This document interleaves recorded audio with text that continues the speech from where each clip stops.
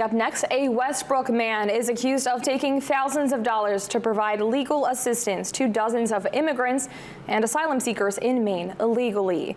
According to Attorney General Aaron Fry, 48-year-old Shonda Okonda has exploited his position as a religious leader to gain the trust of newly arrived immigrants to Maine. Fry says the incidents date back to 2020. The complaint alleges Okonda operated under the name Christian Association for Peace, Leadership, and Development.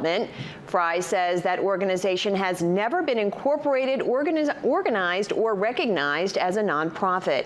Now, the group's website claims they could assist with the legal process and had a, quote, team of lawyers. Now, prosecutors say Okonda's actions put the people he worked with in danger of deportation because he submitted applications to federal agencies with falsified information.